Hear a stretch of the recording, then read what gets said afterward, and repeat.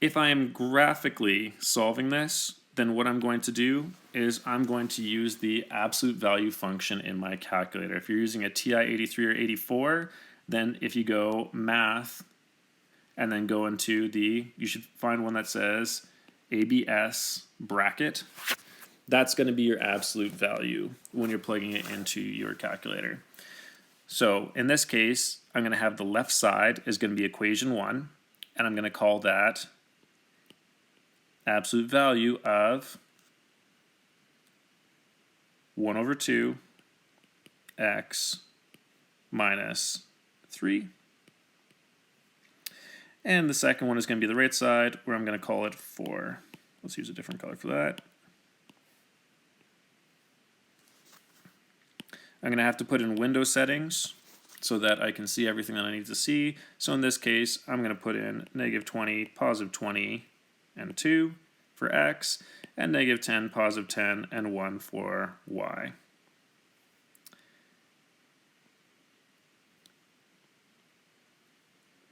And then when I am graphing this out, I'm going to have it look something like this. I'm going to have my absolute value function is going to come through these points.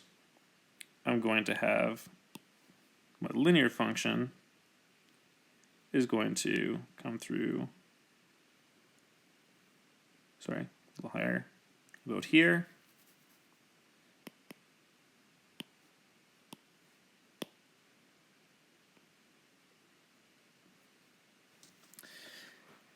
And then I can solve for the points of intersection. Well, my points of intersection are going to be here, where I have -2 and 4, and over here, where I have the point of 14 and 4. What are my solutions? X is equal to -2 or 14.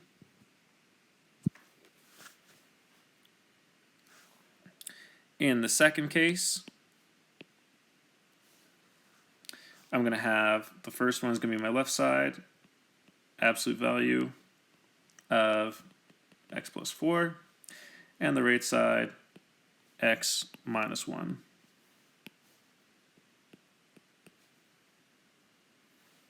And sorry, I'm going to do that in a different color again, just so it's easier to see. When I graph it, I'm going to do window settings so I can see what's going on. So I'm going to say -10, +10, and 1, -10, +10, and 1.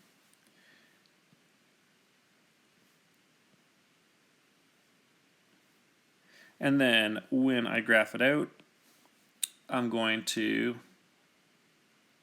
see that I have my absolute value function look something like this. And I'm going to have my linear function is going to look something like this.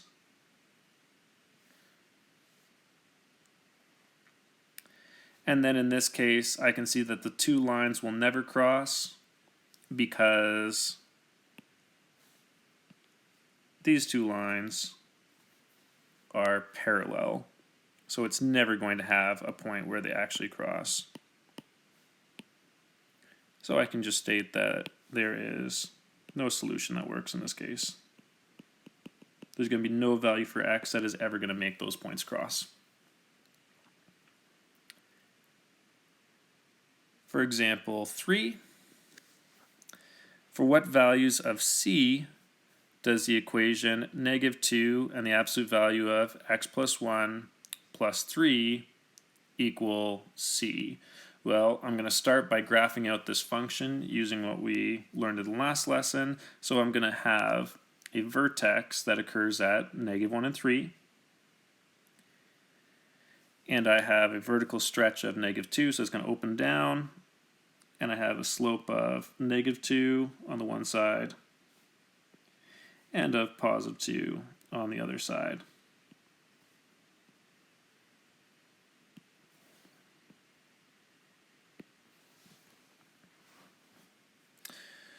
Well, where does it have two solutions? It has two solutions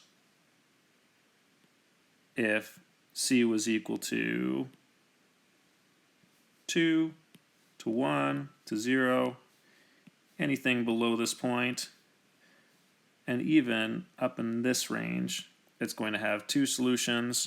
So I'm going to say that any point where C is less than 3, it's always going to have two solutions.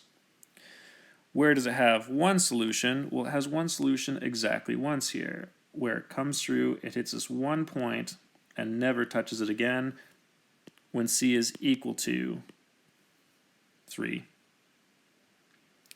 And when does this have no solutions?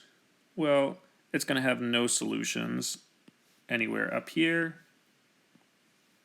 So it's going to have no solutions when C is greater than 3.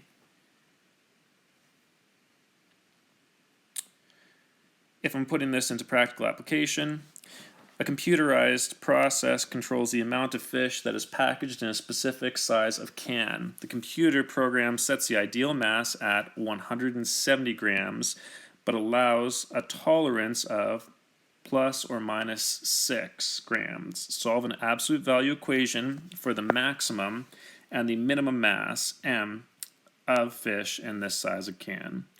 Well, if I'm going to say that the actual mass,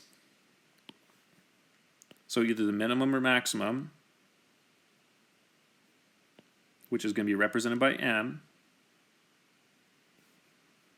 and the difference between that actual mass and the ideal mass is going to equal plus or minus 6, then if I go plus 6 or minus 6, I'm going to be looking at the absolute value of this. So I'm going to have two possibilities.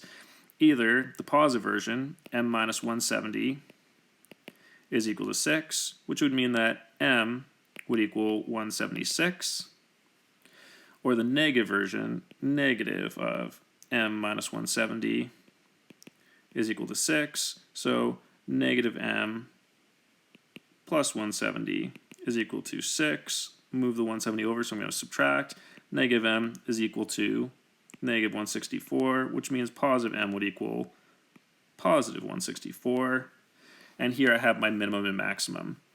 The minimum is going to be 164, and the max is going to be 176 grams.